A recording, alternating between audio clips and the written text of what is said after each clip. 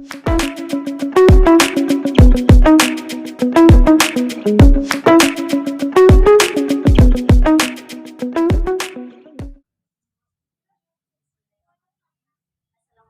warahmatullahi wabarakatuh. Waalaikumsalam warahmatullahi wabarakatuh. Selamat sore, Bu. Sehat kabarnya? Alhamdulillah, sehat semua ya, Bu. Sebelumnya saya ingin memperkenalkan diri. Nama saya Isma Atina Asyari, biasa dipanggil Isma. Saya dari Prodi Farmasi Reguler semester 4 dari Universitas Peradaban. Alhamdulillah, pada kesempatan kali ini saya ingin menyampaikan tentang penyakit hipertensi. Nah, mungkin di sini Ibu sudah tidak asing lagi dan bahkan sudah tahu apa itu hipertensi ya, Bu. Nah, hipertensi atau darah tinggi itu adalah keadaan di mana darah kita itu melebihi nilai normal, yaitu nilai normalnya 120/80. Dalam arti lain, adalah suatu kondisi ketika seseorang mempunyai tekanan darah melebihi nilai 140/80 mmHg. Nah, hipertensi ini sendiri diklasifikasikan menjadi beberapa tahap. Yang pertama ada tahapan normal. Nah, tahapan normal seperti yang tadi saya bilang, yaitu nilainya 120/80. Terus ada tahap prehipertensi, yaitu 120/80 sampai 139 sampai 80/89. Lalu ada hipertensi stadium 1 dengan nilai 140/90 sampai 159/99. Lalu ada hipertensi stadium 2 juga, di mana tekanan darahnya melebihi 160/100.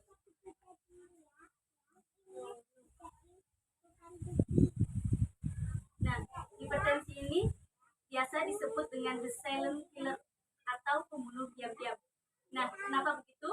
Karena penderita hipertensi ini cenderung tidak memiliki keluhan atau tidak menyadari apa itu gejala-gejala dari si hipertensi ini. Nah, gejala-gejala hipertensi ini ada sakit kepala, pusing, penglihatan kabur, jantung berdebar, sakit, rasa gelisah, giguk, mual muntah, sulit tidur juga, terus rasa sakit di tengkuk, dan juga bisa menyebabkan mimisan atau pendarahan. Nah, faktor-faktor hipertensi ini sendiri terbagi menjadi dua, yaitu faktor yang tidak dapat dikontrol dan juga faktor yang dapat dikontrol. Nah, faktor yang tidak dapat dikontrol itu meliputi kayak seperti umur, jenis kelamin. Nah, jenis kelamin ini cenderung wanita lebih beresiko. Kenapa begitu? Karena wanita itu memikirkan ya, Bu ya, gampang stres. Nah, itu juga termasuk faktor resiko hipertensi. Terus kemudian ada faktor genetika, di mana orang yang memiliki keturunan hipertensi akan cenderung lebih beresiko. Kemudian faktor yang kedua yaitu faktor yang dapat dikontrol. Nah, faktor yang dapat dikontrol ini meliputi konsumsi garam berlebih, obesitas atau kegemukan, konsumsi alkohol, merokok, kurangnya konsumsi serat yang biasa kita temukan pada sayur ya, Bu. Kemudian kurangnya aktivitas fisik atau olahraga.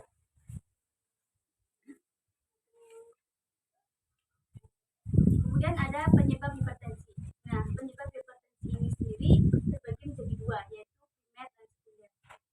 Nah, primer ini 90-90% tidak diketahui penyebabnya, seperti faktor genetik, obesitas, kebiasaan hidup, konsumsi garam, makanan berlebih, stres, merokok, minum alkohol. Sedangkan penyebab hipertensi sekunder itu 5%-nya itu dari obat, dan penyakit lain hipertensi sekunder dapat disebabkan oleh kondisi kesehatan yang melibatkan ginjal, arteri, jantung, atau sistem endokrin pada tubuh. Jadi bisa disimpulkan kalau penyebab hipertensi primer itu penyebabnya tidak diketahui, sedangkan kalau sekunder itu dari obat, efek samping obat, dan juga dari penyakit bawaan.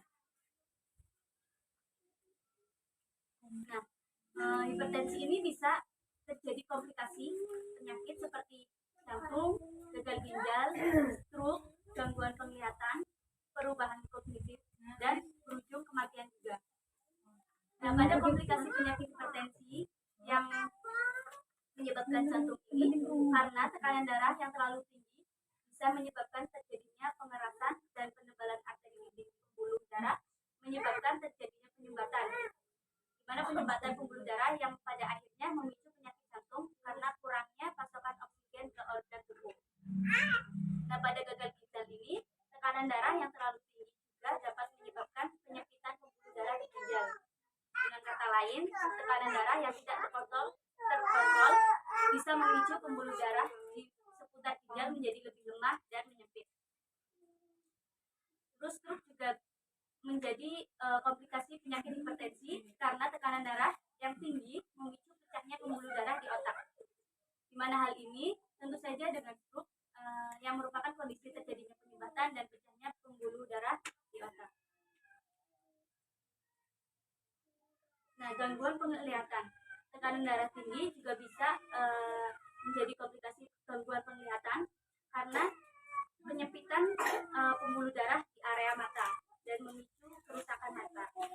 Terus perubahan kognitif, hipertensi bisa memunculkan komplikasi berupa menurunnya kemampuan otak, sulit untuk fokus dan sulit untuk mengingat sesuatu. Terus kemudian ada pengobatan hipertensi. Nah, obat-obat hipertensi itu sekarang udah banyak banget ya Bu ya. Terus amlodipin, nifedipin, lanolol dan sebagainya. Nah, cara untuk kita mencegah agar kita terhindar dari hipertensi itu kita harus menerapkan hidup cerdik. Nah, cerdik ini cek kesehatan rutin, terus E-nya menyediakan asap rokok, R-nya rajin aktivitas fisik minimal 30 menit sehari. Kayak seperti ya jalan kaki, ngobrol-ngobrol sama tetangga, gibah. Terus I-nya ada diet seimbang. Terus yang terakhir Kak, itu kelola stres. Jadi jangan pusing-pusing mikirin duit ya Bu ya.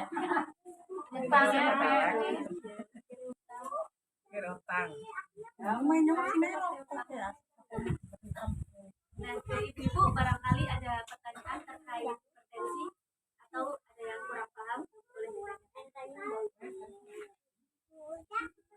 Mbak, efek samping kan pernah ngalami hipertensi sampai 150/100.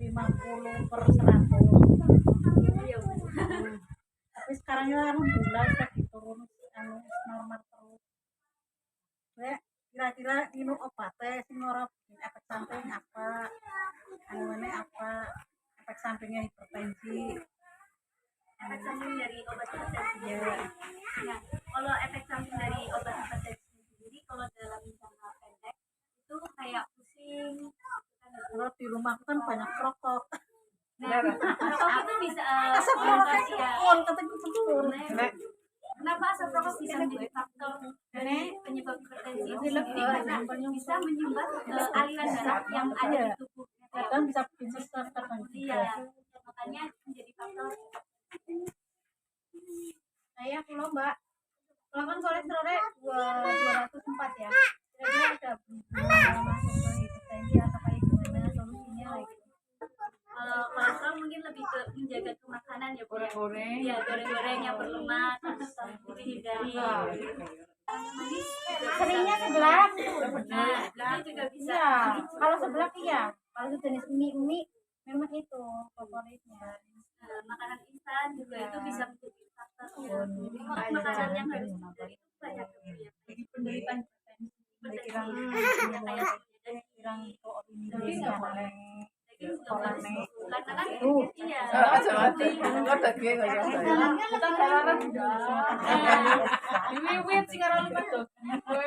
tapi mangan darah rendah Mbak Ida darah rendah alhamdulillah nomor darah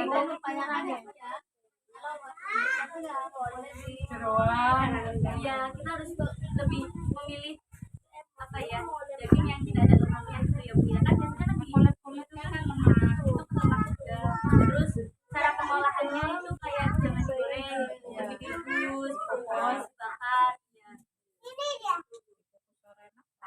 kukus orang enak goreng terus dibakar orang enak goreng kalau obat rematik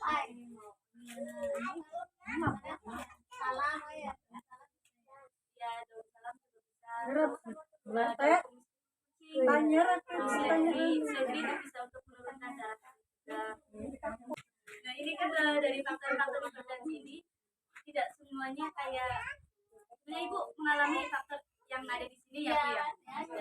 Nah itu tuh tidak bisa disimpulkan bahwa itu hipertensi tidak. Karena kan tadi kan hipertensi itu sebagai penyakit yang mematikan diam-diam gitu ya bu ya, tidak diketahui penyebabnya. Nah, lebih baiknya itu lebih ke cek kontak. RT Mbak, iya Mbak, ini di sini kan tertera ya peningkatan tekanan darah sistolik gitu kan, yang dimaksud sini garis bawah sistolik itu apa, lebih dari kan, jadi di sini kan ada diastolik sama sistolik juga dijelaskan. Nah, tekanan sistolik itu sendiri itu tekanan darah pada saat jantung memompa darah itu keluar ke pembuluh nadi itu. Terus kalau distolik itu tekanan darah saat jantung menyedot kembali darah dari pembuluh kan nadi. misalkan lagi di tensi kayak gitu, posisi di tensi kan itu dihitungnya di situ Ya itu kan nanti kan kayak ada detak kita kan itu minimal berapa itu berapa, kalau diastolik berapa, kalau dalam normal kalau normalnya itu 120 itu sistoliknya, pernya itu kan diastolik ya. Nah itu 80 itu normal. Jadi di bawah 120 per 80 itu sistolik. Sistoliknya itu yang 120, nah diastoliknya itu yang 80 yang 80.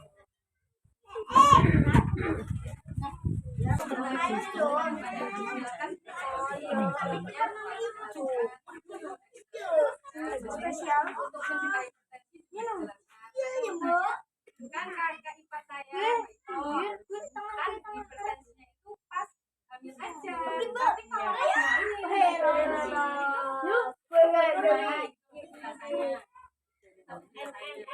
kalau hipertensinya itu kesana aja, tapi kalau pas hamil normal biasa.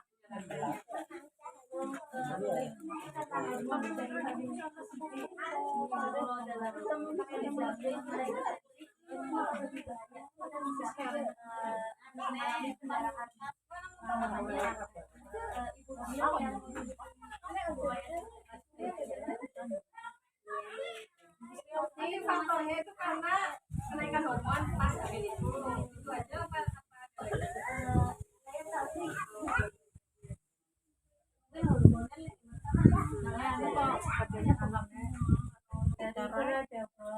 Jadi kan tadi darah belum yang paling akhir bilang dulu sama Pak gurunya. Nanti nunggu masih kurang lebihnya mohon maaf dulu ya. Iya. Assalamualaikum warahmatullahi wabarakatuh.